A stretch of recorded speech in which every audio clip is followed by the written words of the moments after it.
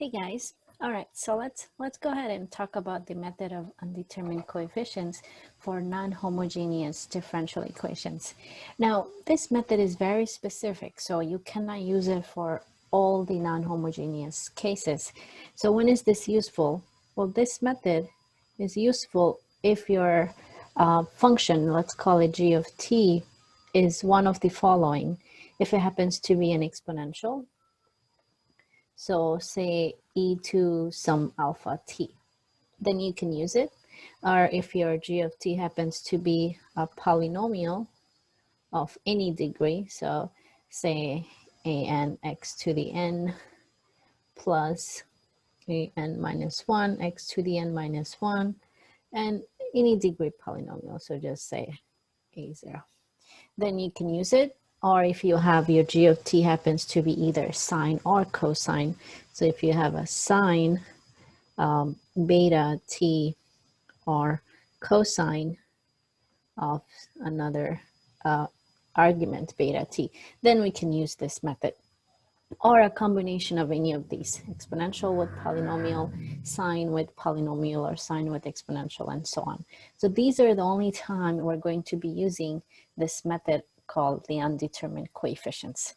So let me show you how to come up with the form based on a given differential equation. So here is our first example, and we just want to figure out the form, just the form of the particular solution. So we don't need to do any solving, but we just want to figure out how would the particular solution look like if we were to solve it. So first thing you want to do is find the solution to the homogeneous equation. So this is g of t. Keep that in mind. That's your function g of t. So first you're going to go ahead and find the solution to the corresponding homogeneous equation. So we're going to set g of t to 0. So we're looking for y sub h. We're calling that the homogeneous solution. So let's go ahead and set g of t equal to 0. So we have y double prime plus 3y prime plus 2y equals to 0. And we can do the next step by writing out the characteristic polynomial, which is r squared plus 3r plus 2 equals to 0. And then this one looks like it is factorable. So I can factor this into r plus 1 and r plus 2. So those are the factors. So that means our roots are, let's call r1 is -1 and r2 is -2. All right, so that means our homogeneous solution is C1 e to the negative. So in this case, our independent variable is x. So let me go ahead and change that. This is g of x because of that, right? So we're going to use x for our solution, e to the negative x plus C2 e to the negative 2x. So that's the homogeneous solution. And now we're going to figure out what is the form of the particular solution based on the g of t that's given. So it's an exponential, which satisfies these three conditions we have here. So let's go ahead and find out the form. So we're going to guess the particular solution. We're going to call it yp, p for particular. So let's guess that that's going to be yp an exponential. So we have a constant times the exponential. So this exponential must match with the g of t you're given. So it does. Now we just need to see, does this have a duplicate in the homogeneous? Well, it looks like this one has e to the negative x, and then this one has e to the negative 2x, and then none of them have e to the x. So this is a good p of yp. So that will be the form of the particular solution. All right, now let's take a look at another example. Again, we want to figure out the form of yp. Okay, so we'll do the same thing. We will figure out the homogeneous solution and then figure out the particular solution based on this function right here. So all of that is g of t. Now keep in mind, this is again an exponential, and a polynomial of degree 0, which is a constant function. So yes, we can use the undetermined coefficients method. So let's go ahead and find YH. So we're going to let g of t be 0. So we have y double prime plus 5y prime equals to 0. Then we have the characteristic polynomial r squared plus 5r equals to 0. Again, this is factorable. We have r times r plus 5 equals to 0. Again, two distinct roots. R1 is 0 and R2 is negative 5. All right, so our homogeneous solution, it's going to be C1 e to the 0. Well, that's just 1, so it's just C1 plus R2. That would be C2 e to the negative 5 t. So that is the homogeneous solution. Now let's go ahead and write down the particular solution form, yp. Well, now keep in mind, this g of t has two functions, a linear and an exponential. So we're going to need a form for the linear and the exponential. So I'm going to go ahead and do it this way. So let's go ahead and call this piece the particular solution of form 1, and then let's call this one particular solution for form 2. You'll have two different particular solutions form, and we'll put them together. Their sum will be the particular form for the entire g of t.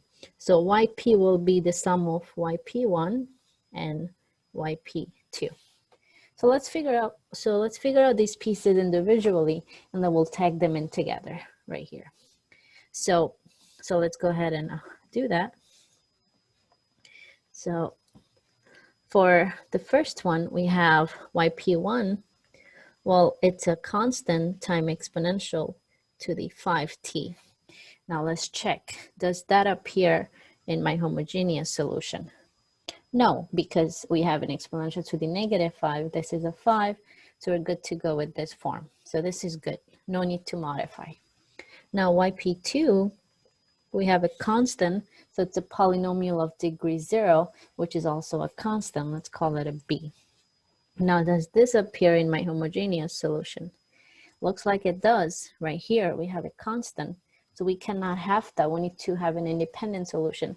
So I must change my form of the particular solution by modifying it with multiplying it by t, and that will make the two solutions independent. So that will be the particular solution for the second part. Now altogether, our yp is going to be a e to the 5t plus bt. So that would be the form of yp. Okay, so I hope this makes sense. Now let's go ahead and actually do an example where we find the general solution. So we would have to go ahead and solve for these undetermined coefficients. Let's go ahead and do that for this example. So we have an initial value problem for a non-homogeneous equation. So again, we'll do the same thing, find out the homogeneous solution, find out the particular solution, and then we solve the undetermined coefficients. So again, your g of t is all of this. So it's a combination of, again, exponential and a first degree polynomial, which is a linear function. So let's go ahead and find yh first. So we have y double prime plus 3y prime minus 4y equals to 0. And the characteristic polynomial would be r squared plus 3r minus 4 equals to 0.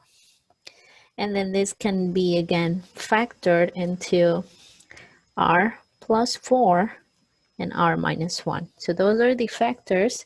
So we have r1 equals to negative 4 and r2 equals to 1. So that would just be plus 1. Okay, so our homogeneous solution is c1 e to the negative 4t plus c2 e to the t. That's the homogeneous solution. Now let's go ahead and figure out the form of the particular solution, and then we can solve. So I'm going to go ahead and just try to put them on the same screen. Okay, now it's good. All right, so we have g of t, which is a combination of an exponential and a linear function. So we have to have yp is equal to, let's call this one yp1 and this one yp2. So the exponential will be yp1 and the linear function will be yp2. And now let's figure out those form. So yp1 is an exponential multiplied with a constant. And does this appear in my homogeneous solution? Yes, it does, right here. So I need to change it. I need to modify it so that way they're independent. So I'm going to go ahead and multiply this by a factor of t. And again, check, does it appear? No, it doesn't, so yp1 is good. Now what about yp2? That's a linear, so it's a first degree polynomial, so that will be bt plus c. That's how we write a first degree polynomial. Now, does this appear in my homogeneous solution? No, it doesn't. So no need to modify, this is good. So our yp will be the sum of yp1 and yp2. That would be at e to the t plus bt plus c. So that's yp. Now, to actually go ahead and solve this problem, we're going to take the derivative of yp to the first and second, and then plug everything into the equation. That way we can find these undetermined coefficients. So let's go ahead and take its first derivative. So we're going to differentiate. So yp prime. So take the derivative of this guy using product rule. We're going to get a e to the t plus at e to the t. And then differentiate this, that would just be b, and then differentiate that, that's just 0. Okay, so that's yp prime. Now yp double prime is going to be, again, the first term is just a e to the t. The second term, we're going to do it by product rule. That'll be plus a e to the t plus at e to the t, and the derivative will be 0. Now here I can combine these two to simplify yp double prime. So we have 2a e to the t plus at e to the t. So that's going to replace yp double prime. This will replace yp prime, and then yp, we already have it up here. So let's plug everything into this equation for y double prime, y prime, and y, set it equal to g of t.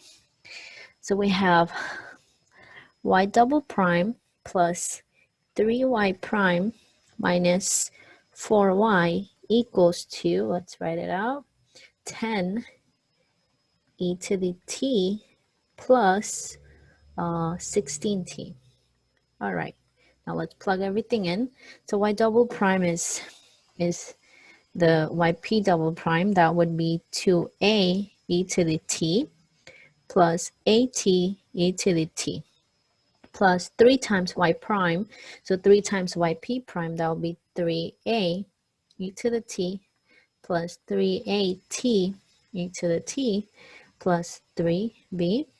Then minus 4 times y is yp, so that will be 4 times negative at e to the t plus bt plus c, so that would be minus 4 at e to the t minus 4 bt minus 4c. Let's write that out one more time, 4c. All of it equal to, let me just double check I did it right. Yep. And now we are going to equal this to g of t, which is 10 e to the t plus 16t. All right, so the difficulty is done. Now we just some algebraic technique to solve for these coefficients a, b, and c. So let's go ahead and collect like terms. That way it looks much simpler than it appears. So I have terms with et here, et, and then so that's it from the left-hand side. So on the right-hand side, we have et in coefficient 10. So I can rewrite that. So we have 2a plus 3a is equal to the coefficient of et on the right-hand side. That will be 10. So you have one equation. And then I have a term with TET. So let's write that as the second equation. So we have TET, TET, and then TET. And there is no term on the right-hand side with TET, so I can set it equal to 0. So we have A plus 3A, and then minus 4A is equal to 0. Okay, so let me just double check this. Yeah, looks good. And then what else do we have? We have a constant term, so let's write out that equation. So we have a constant here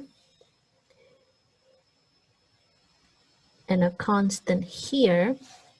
So that would give us 3b minus 4c is equal to no constant on the right-hand side, so equal to 0.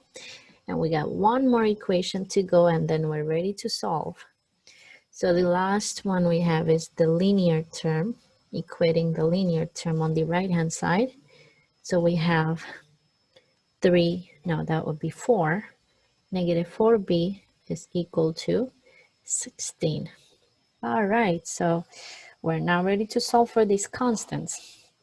So let's take a look at the last one. Well, from here, we know b is going to be negative 16 over 4, which would be negative 4. Great, so we have b. And then since we know b, we can plug that into this equation and solve for c. So if b is negative 4, this would become negative 12 minus 4c is equal to 0. So we have negative 12 is equal to 4c. So that means negative 3 is equal to c. Great.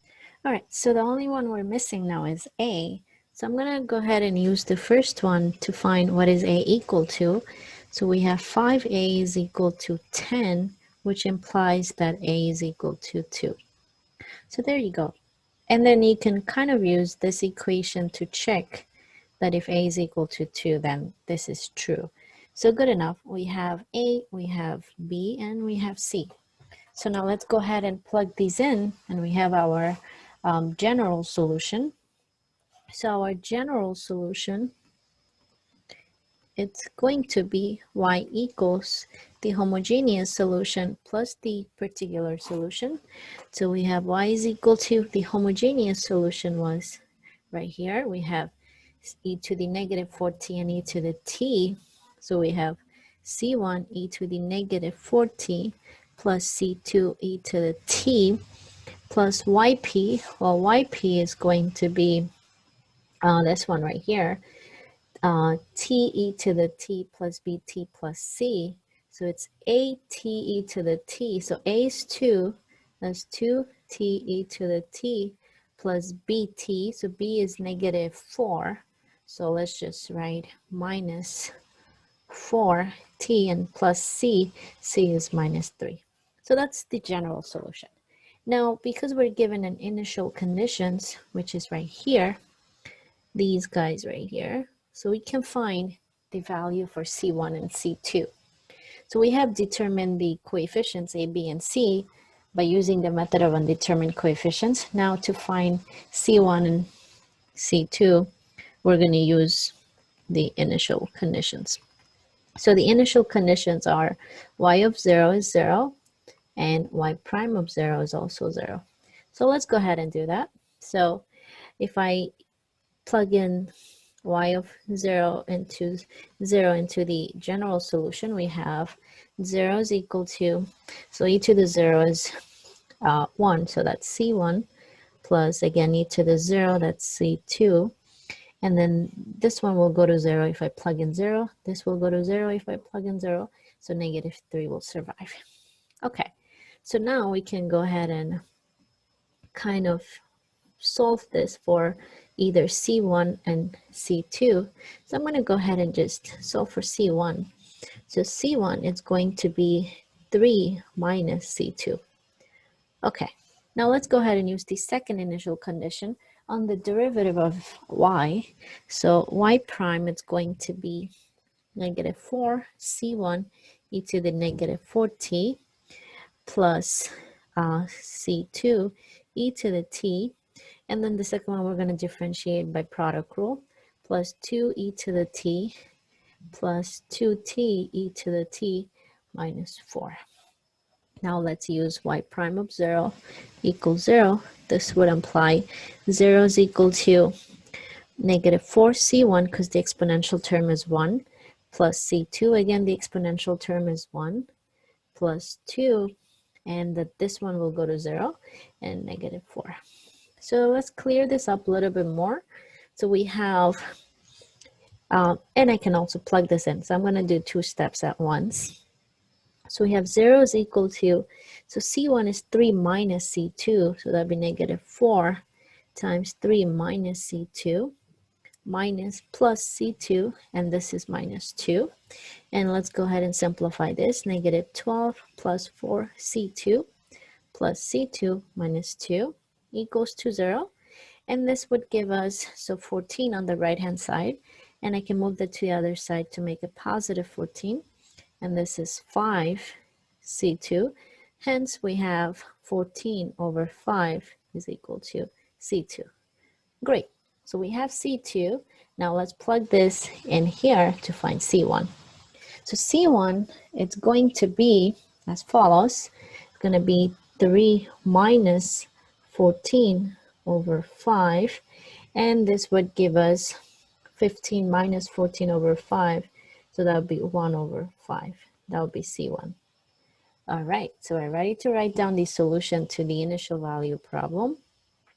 So I'm going to plug this into my general solution. So we have our solution to the initial value problem is y equals, so we have c1, which is 1/5, e to the negative 4t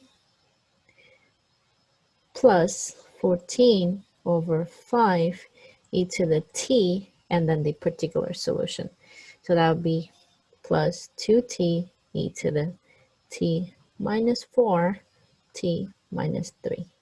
So that will be the solution to the initial value problem, where we were able to solve for all the unknown constants along with C1 and C2. All right, so I hope this helps you using the method of undetermined coefficient. All right, I'll see you guys next time.